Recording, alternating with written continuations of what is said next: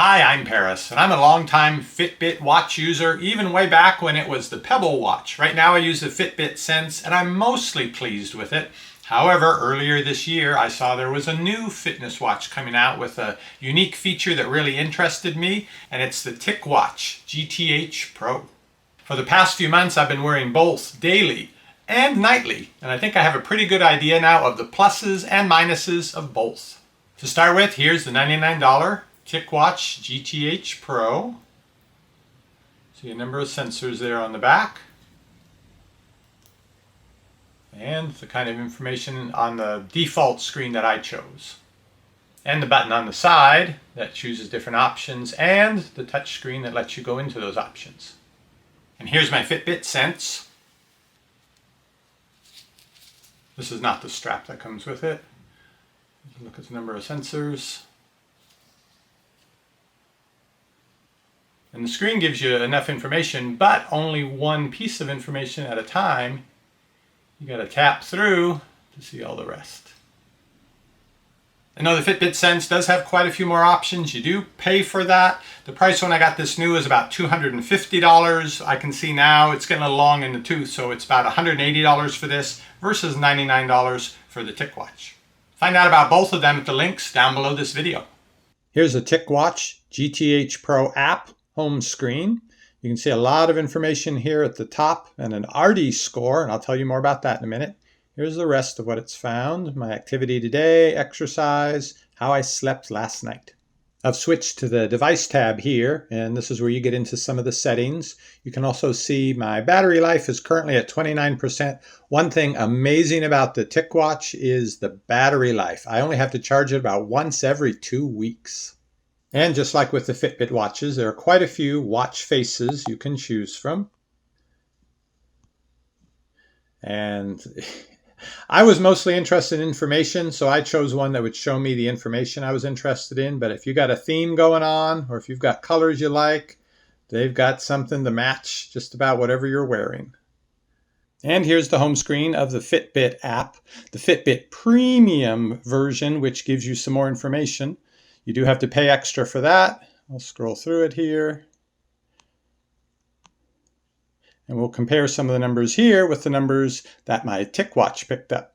And so now to the heart of the matter, which is the reason I got the TicWatch GTH Pro. It's for its arterial health scan. So it goes beyond the EKG, but it's different than the EKG. Supposedly there's real scientific basis behind the algorithm they use to determine this. However, it's not FDA approved at the current time, so you're not supposed to use it for any medical diagnosis. But what it does is it basically looks at how your heart is beating from the blood flow in your arm, and it has a sense of how healthy your arteries are. So it gives you some different numbers for that. I'll show you in a second. But the one that's most interesting to me is your arterial age, which may be the same as your chronological age, or you may have younger arteries if you're lucky, or sadly, older arteries. Now it's a little bit finicky taking the reading, and it actually uses a sensor here on the side right by the button. You go to that mode and you put your finger on it lightly, and that seems to be the key to the whole thing. If you're pushing on it too hard, you get an odd reading. If you don't have good enough contact, it tells you it can't get a good reading. So you got to find, with practice, just the right amount of pressure to put on it. And with that, you get your arterial age score as well as these other interesting points of information.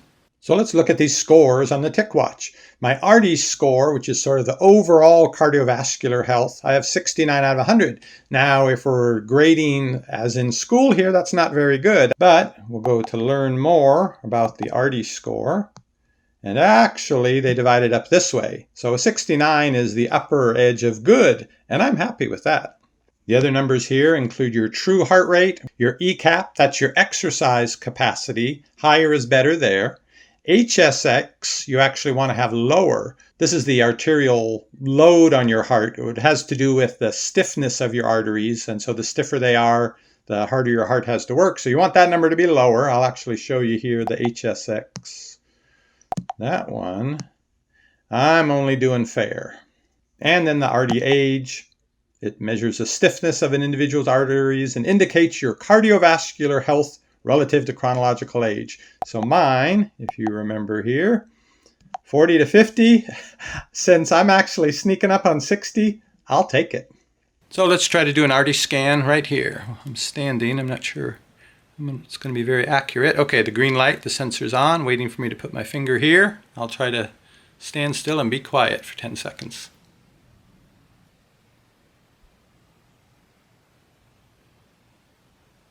Okay. 69. Whoa, isn't that the score I had before? Exactly the same. These numbers are a little different. But hey, still 40 to 50-year-old arteries. To do an EKG on the sense, slide over all the way to the end here. ECG.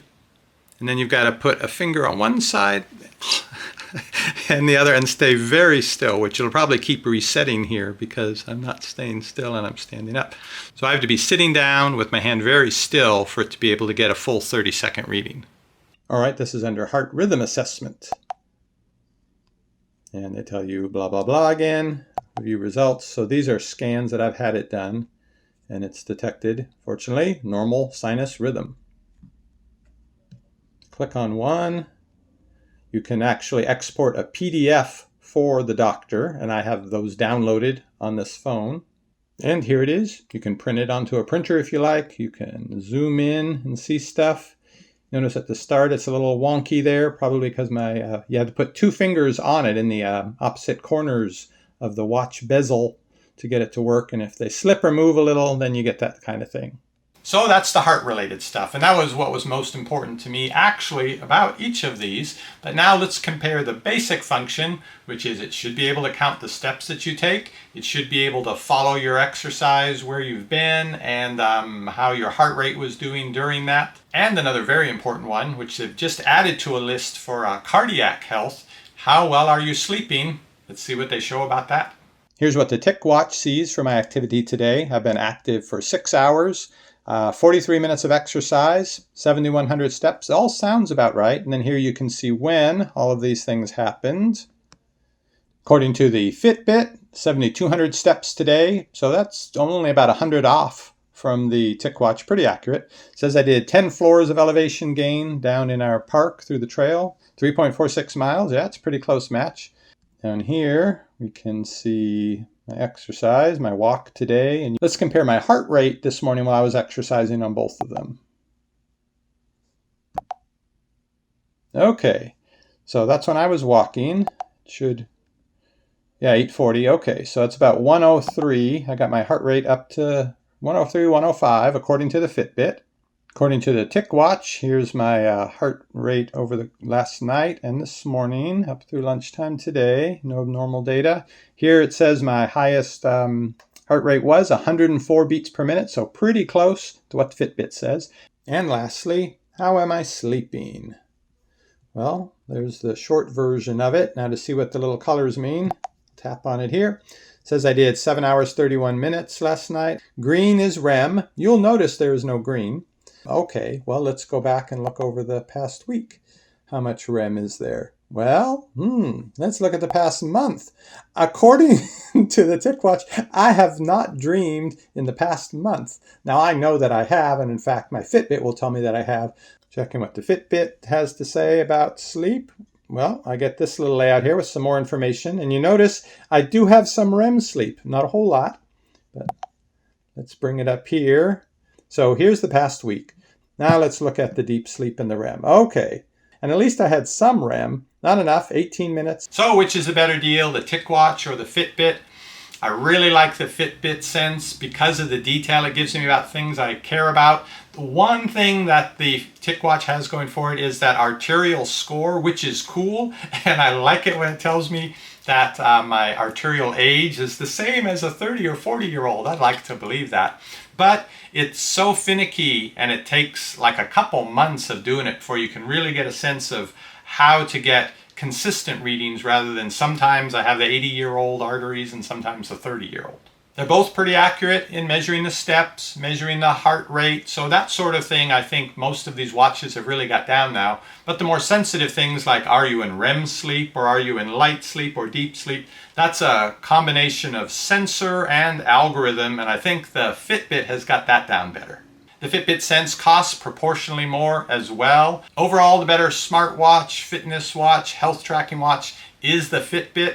Whether you need all those features, if you are 30 years old and you have those 30-year-old arteries that are in good shape, maybe you don't need to worry about that. And so the TicWatch may provide you with the basic, watching your exercise, watching your heart rate, watching some of your sleep stats. That may be enough if you'd like to save the money.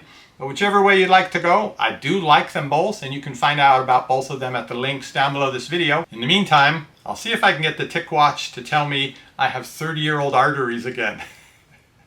And I'll see you on the next review. There are so many choices and you don't want to stress. You want your health food at home, receiving only the best. That's what we're here for, we give honest reviews. parristx.